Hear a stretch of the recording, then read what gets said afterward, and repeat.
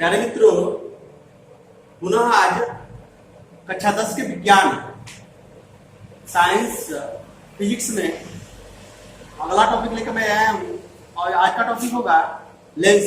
और लेंस का परिचय मैं कुछ बताऊंगा। उससे पहले मैं कुछ बातें करूं कि लेंस और दर्पण में क्या डिफरेंस है। तो परावर्तन और अपवर्तन हमने आपको बताई थी। परावर्तन का मतलब होता है कि प्रकाश किरणें किसी वस्तु से टकराकर और पुनः वापस चली जाए। परावर्तन होता है रिफ्लेक्शन उसको बोलते हैं। और अपवर्तन मतलब रिफ्लेक्शन, प्रकाश किरणें एक माध्यम से दूसरे माध्यम में प्रवेश करें। जैसे पानी से हवा, हवा से पानी में, कांच से हवा और हवा से कांच। वैसे होता है कि प्रकाश किरणें आर पार करती हैं, उसको हम बोलते हैं अपवर्तन। और परावर्तन बोलते हैं जिसे प्रकाश किरणें टकराकर वापस जाती है। तो परावर्तन का नियम दर्पण पे काम करता है और अपवर्तन का नियम लेंस पे काम करता है। आज लेंस पे बात करते हैं। तो ये सबसे बड़ा डिफरेंस है कि लेंस क्या होता है और दर्पण क्या होता है। तो हम कहें कि दर्पण परावर्तन के नियम पे काम करता है और लेंस अपवर्तन के नियम पे काम करता है। बातें आपको समझ में आ रही होगी। आगे बात करते हैं आज लेंस क्या होता है। तो लेंस दो प्रकार के दर्पणों को मिलाकर बनाया जाता है।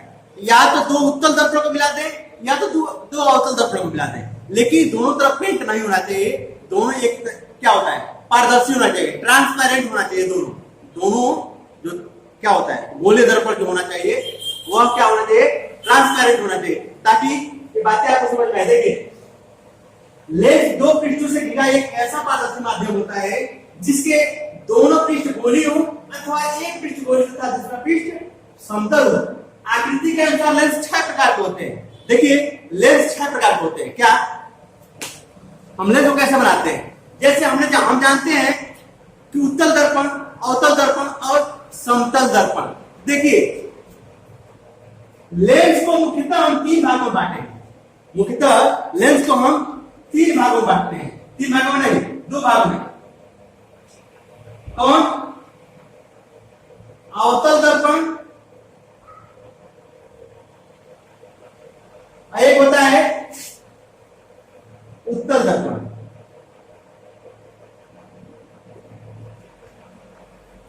ये होता है कॉन्वेक्स, ये होता है कॉन्केव।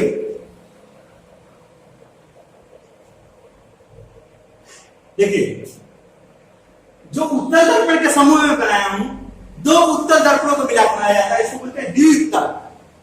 और एक उत्तल को बनाया जाता है एक समतल। एक समतल एक उत्तल को मिलकर बनाया जाता है तो बोलते हैं समुत्तल। और एक अवतल एक उत्तल को मिलाकर बनाया जाता है तो अवतला उत्तल बोलते हैं उसको। अब आते हैं अवतल दर्पण के समूह में। एक होता है द्विअवतल, तो दोनों अवतल को मिलाकर बनाया जाता है, इसको बोलते हैं द्विअवतल। एक अवतल और एक समतल, तो उसको बोलते हैं समावतल। एक होता है उत्तल, एक होता है अवतल, तो बोलते हैं उत्तलावतल। बातें समझ में आ रही होगी। लेंस को आकृति के अनुसार 6 प्रकार से जानते हैं, लेकिन लेंस को हम केवल 2 नाम से जानते हैं। कौन कौन? उत्तल लेंस और अवतल लेंस। और उसको मैं दिखा रहा हूं यहाँ पे कि हम 2 प्रकार के अभिसारी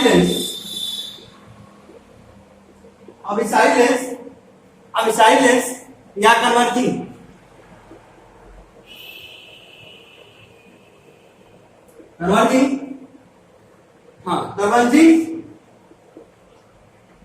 लेंस। अब दूसरा होगा, या हम इसको बोल सकते हैं उत्तल लेंस। अभिसारी लेंस, कन्वर्जिंग लेंस या उत्तल लेंस, यह होता है इस तरह से।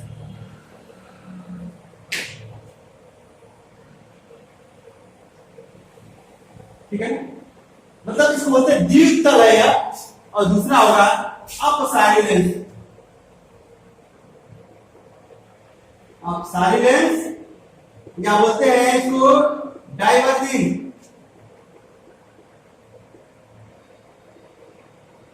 डाइवर्जिंग लेंस या हम बोलते हैं अवतल लेंस।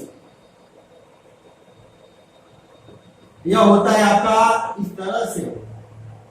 बात समझ में आ रही होगी कि डाइवर्जिंग और कन्वर्जिंग।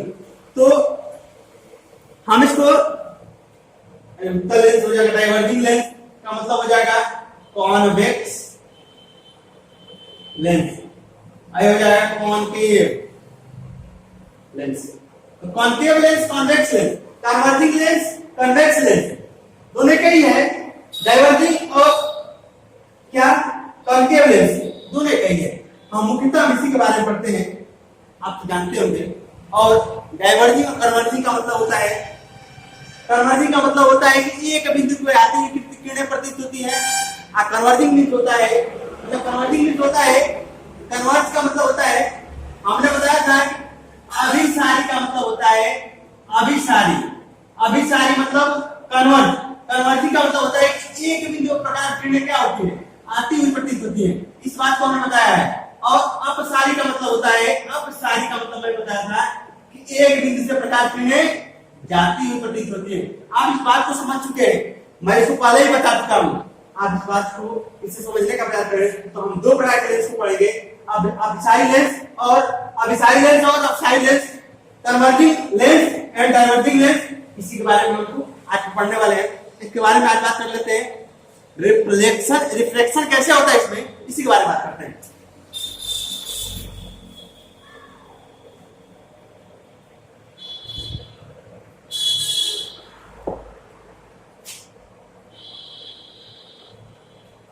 यह हो गया आपका, थोड़ा सा बड़ा बना दे।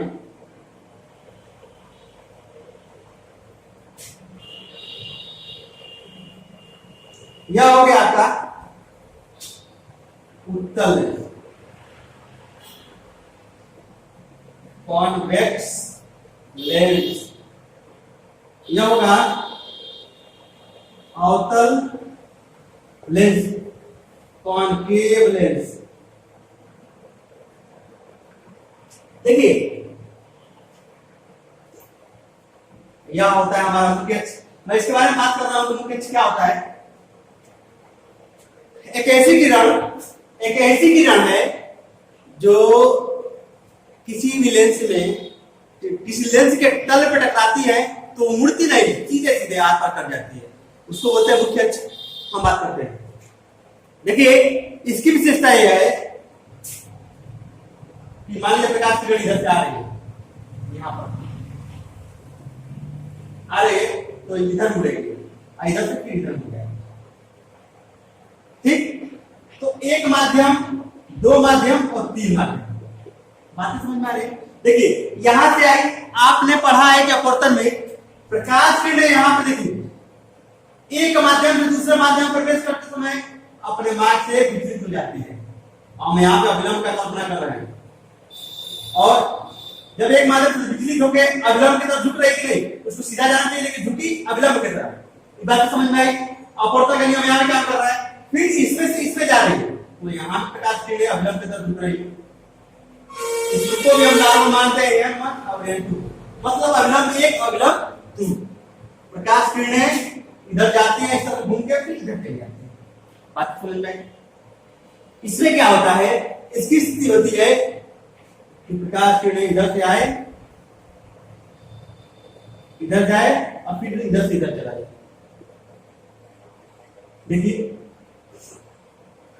हम यहां पे मानेंगे क्या, अविलंब मानेंगे। कहां मानेंगे अविलंब? यहां से, यहां से अविलंब। तो n1 और n2 ये बात है। तो हमें बता दूं कि मैं कह रहा था इसको अभिसारी लेंस, अभिसारी लेंस, इसको बोला था मैं अपसारी लेंस, इसको बोला था मैं कन्वर्जिंग लेंस, और इसको बोला था डाइवर्जिंग। कन्वर्जिंग का मतलब होता है कि एक बिंदु पर मिलती प्रतीत हो रही है। देखिए तो यहाँ से किरणें यहाँ पे आ रही है, यहाँ पे मिल रहेगी नहीं, और यहाँ पे कहीं मिल रही है, यहाँ पे तो कहीं मिलेगी नहीं। तो हम क्या करते हैं, यहाँ से काल्पनिक रेखा मान लेते हैं, यहाँ से किरणों को हम ले जाते हैं। तो इसका मतलब यह है कि यहाँ से किरणें जा रहे हैं। अभी इस पे बात करेंगे तो समझ में आ जाए कौन कैसे, क्यों हम इसको कन्वर्जिंग क्यों डाइवर्जिंग बोल रहे हैं, क्यों इसको अभिसारी, क्यों इसको अपसारी बोल रहे हैं। मैं इसी के बारे में बात करने वाला हूँ। इससे पहले मैं बात करूँ कुछ परिभाषा इससे संबंधित।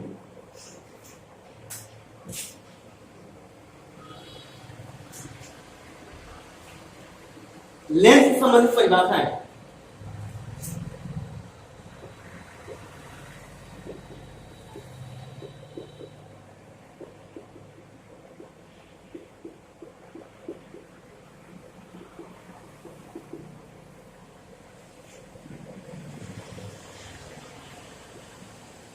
definition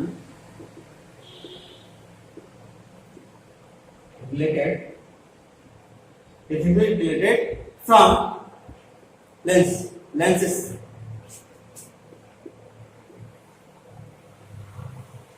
ठीक है ना,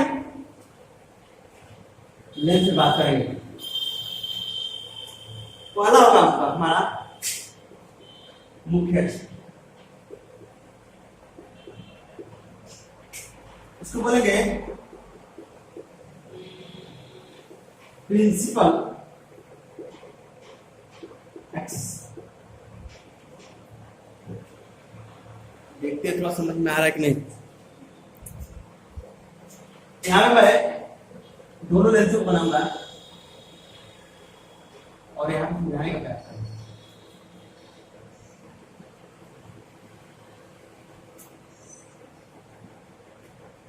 लेंस के गोले तल जिन गोलों के लेंस के गोले तल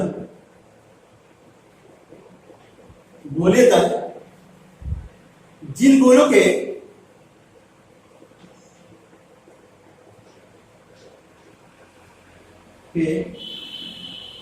पृष्ठों के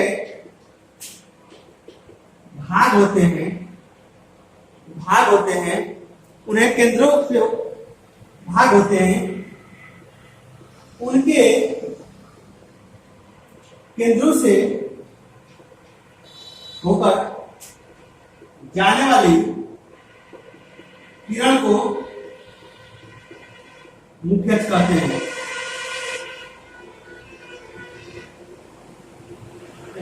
एक बात समझने का प्रयास करिए।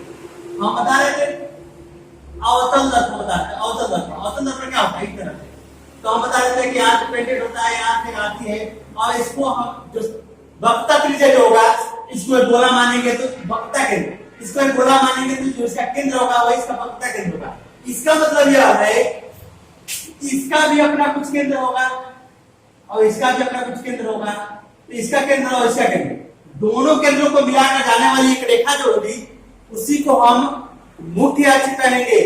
इन दोनों पृष्ठों के केंद्रों से होकर जाने वाली हम कहेंगे कि लेंस के दोनों केंद्रों से नहीं, जिस पृष्ठ है जो पृष्ठ है लेंस का जो पृष्ठ है उस पृष्ठ के केंद्र से होकर जाने वाली रेखा को हम मुख्य अक्ष कहते हैं। आगे बात करते हैं, इसमें भी आपका मुख्य अक्ष हो जाएगा, यहाँ केंद्र होगा, यहाँ C1 होगा, C2 हो जाएगा, ये आपका केंद्र हो जाएगा।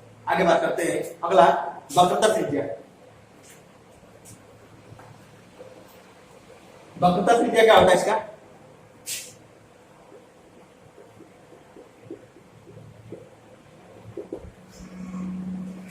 Radius of curvature.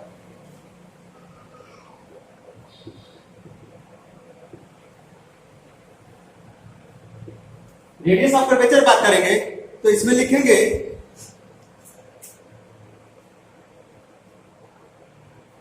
लेंस के प्रत्येक गोलीय पृष्ठ का मध्य बिंदु, लेंस के प्रत्येक पृष्ठ का मध्य बिंदु ध्रुव कहलाता है तथा किसी पृष्ठ से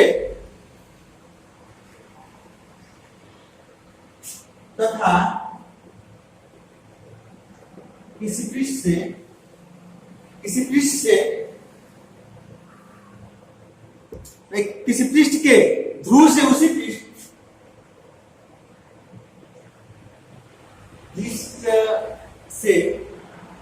के ध्रुव से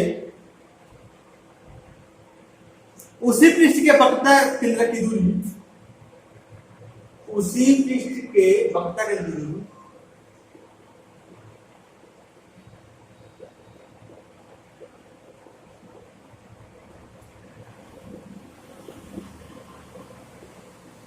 वक्रता त्रिज्या कहलाती है।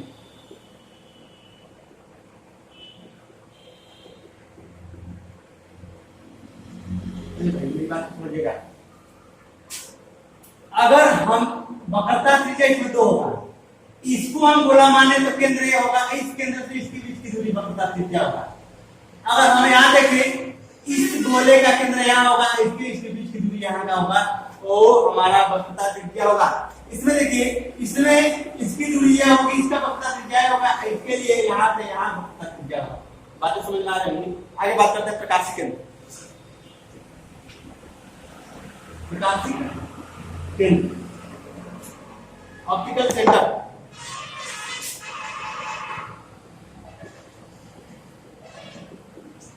प्रकाशिक केंद्र, ऑप्टिकल सेंटर,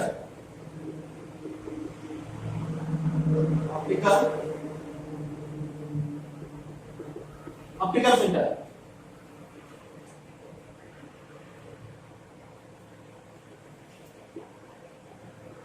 जिस बिंदु पर आपतित किरण और निर्गत किरण परस्पर समांतर हो,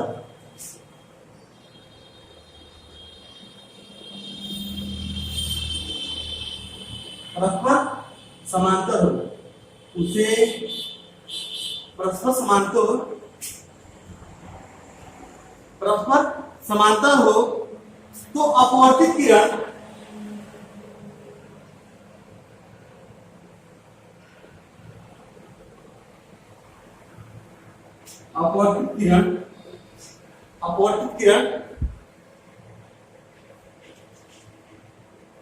मुख्य अक्ष को जिस बिंदु पर काटती है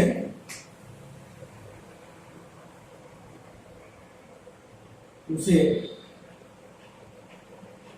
प्रकाशिक केंद्र कहते हैं। मेरी बात को समझने का प्रयास करेंगे।